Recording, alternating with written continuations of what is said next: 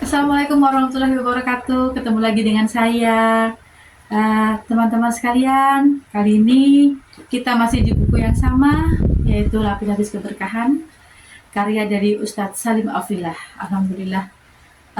Ustadz izin bacain bukunya ya, karena memang saya sangat menyukai buku ini dengan tulisannya, dengan makna yang begitu dalam. Kali ini, di pertemuan ini saya akan membacakan subjudul Para Pemikul Kesejatian. Yang bosan-bosan ya teman-teman? Baik, yuk kita mulai segera. Para Pemikul Kesejatian.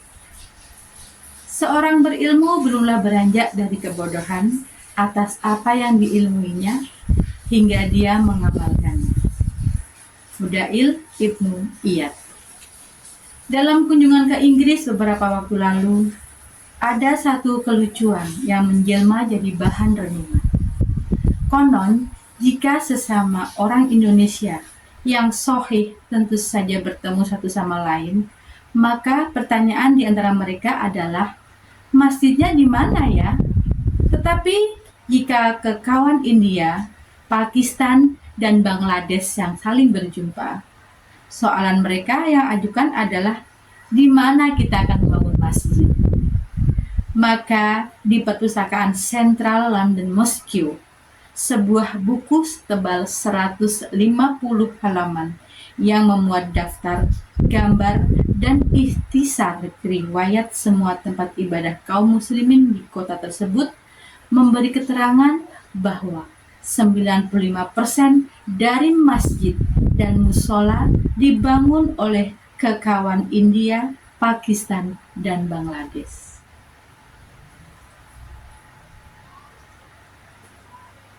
Semuanya secara resmi menegakkan syiar ibadah menurut mazhab Hanafi.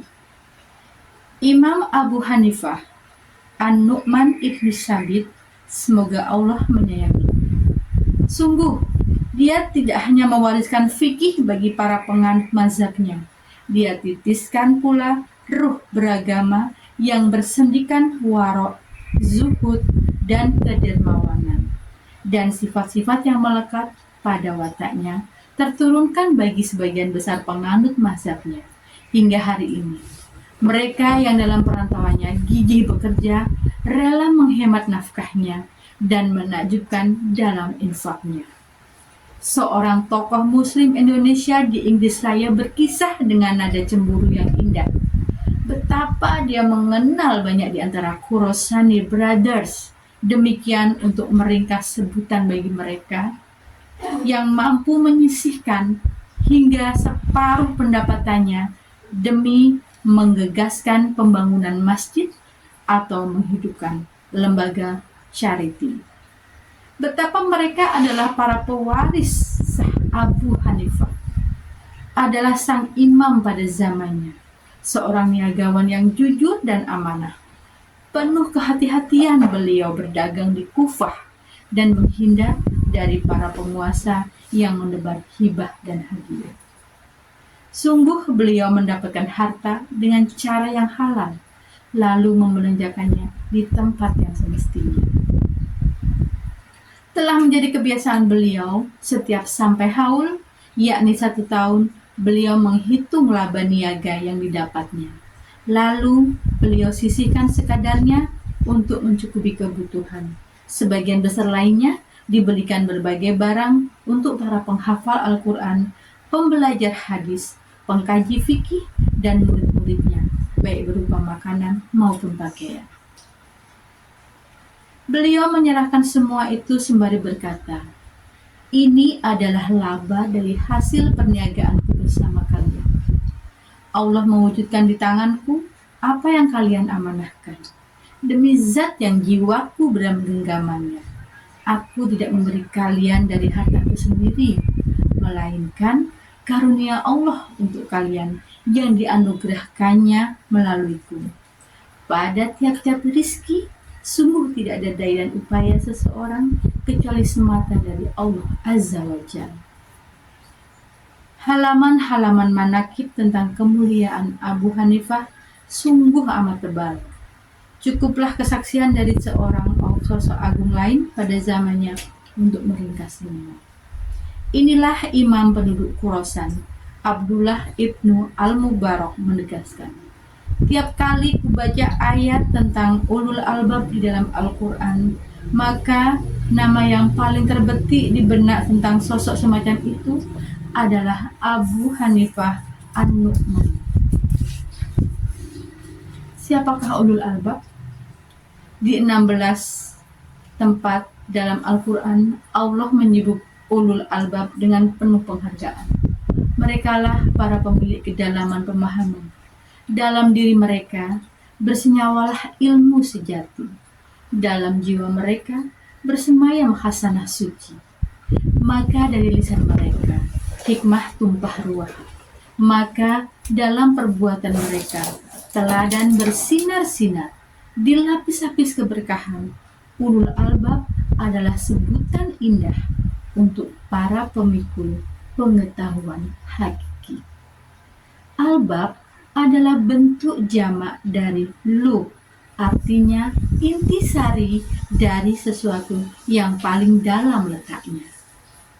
Ia jernih dan murni, tak lagi terselubungi oleh bungkus, kulit maupun selaput. Maka ulul albab, demikian Ibnu Katsir mengistilahkan dalam tafsirnya, adalah para pemilik akal yang sempurna dan bersih, yang memahami hakikat berbagai hal secara nyata dan benar, yang mengambil sikap secara jelas dan terang, serta bertindak secara tepat dan bermanfaat. Mereka mempunyai hati yang berzikir dan berpikir secara terus-menerus lagi mendalam. Ulul albab, para pemilik kedalaman pikir, beriman kepada Allah. Dalam iman itu, mereka takut akan azab Allah yang menimpa kaum pendurhaka. Berbagai kejadian di masa lalu menjadi cermin yang direnungkan. Tidaklah mereka melakukan perjalanan dan melewati tempat tinggal dari kaum yang pernah dibinasakan, melainkan bergetar hati mereka dan bertambah ketundukannya. Allah menyediakan bagi mereka adalah azab yang keras. Maka bertakwalah kepada Allah, wahai ulul albab, yaitu orang-orang yang beriman. Sesungguhnya Allah telah menurunkan peringatan kepada kalian. Quran Surat At-Talaq ayat 10. Bagi ulul albab, rasa takut itu menjaga agar tak jatuh di dalam durhaka yang mengundang murkanya.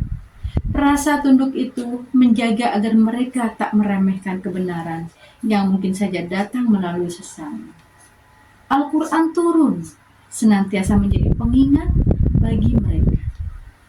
Ayat-ayatnya selalu menyentuh hatinya, menggugah jiwanya, menyalakan semangatnya, dan menegakkan keteguhannya. Ulul albab bersemangat menyimak sejarah dan kisah masa lalu, sebagaimana wahyu Allah yang banyak mengandung cerita tertentu. Mereka menjadikannya pelajaran penting bagi hari-hari di hadapan, tentang iman dan ingkar, perkara taat dan maksiat, hingga teladan akhlak dan adab.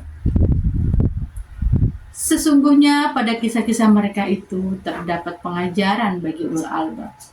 Al-Quran bukanlah cerita yang dibuat-buat, tetapi membenarkan kitab-kitab yang sebelumnya dan menjelaskan segala sesuatu sebagai petunjuk dan rahmat bagi orang-orang beriman. Quran Surat Yunus ayat 111.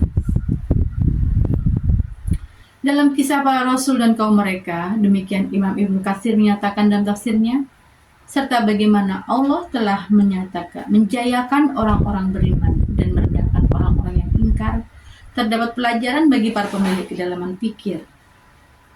Cerita sejati yang diambil ibrohnya oleh ulul albab membenarkan hikmah terdahulu, menjelaskan segala sesuatu menjadi petunjuk dan rahmat. Maka ulul albab selalu menemukan jalan mulia di setiap sempit musibah yang menekuknya, juga kelapangan nikmat yang mengulur jangkauannya.